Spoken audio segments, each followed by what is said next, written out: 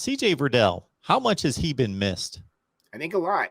I think one of the nice things about Oregon is that they can run, they can pass, and then they can throw to the running backs, right? That's a very common thing you see in the NFL. You see it in the SEC as well, the check downs and whatnot. Not as much on the West Coast. A lot of times on the West Coast, they're going more stretching the field out, doing the long bombs or whatever, and hitting guys across the middle. Oregon utilizes that passing game quite a bit.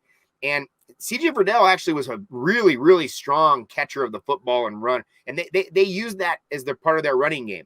The running game is much more predictable if it's just coming off center, which, again, I think that's kind of the frustration from Duck fans as well.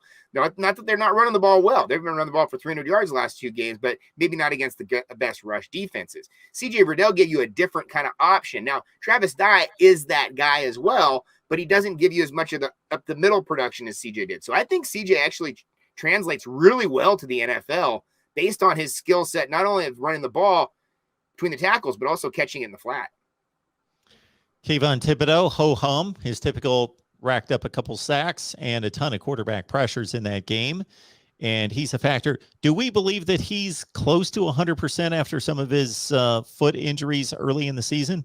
Good point. And like all the old timers say, as soon as you start playing the game, nobody's at 100%. So, he looks a little dinged. He's a warrior out there, though, guy. I mean, I'm telling you, this is a guy that literally impacts the game. I mean, as a one person, we always talk about football as the ultimate team game, but this is a guy who literally can impact the game as one person. When the Duck defense needs to turn it on and they need to get pressure on a third down, they can do it. And they're getting really good pressure up front. I think Kayvon is kind of underrated as a run stopper. I think he does a really good job of holding the edge and stopping the run. But this is a guy that if you're an opposing offensive tackle, you do not want to see him on your side. You just know you're going to have your hands full. And it's not just because he's so fast. He's also strong, and he's very big. So he matches up with these guys very quickly. And his inside move is just deadly. I mean, when he puts that tackle on his outside foot and spins it to the inside, he's on the quarterback in a matter of moments. And it looks like he can, from the outside position, take literally almost 1 or 2 steps and already be wrapping the quarterback up. So he's very long. He's very fast.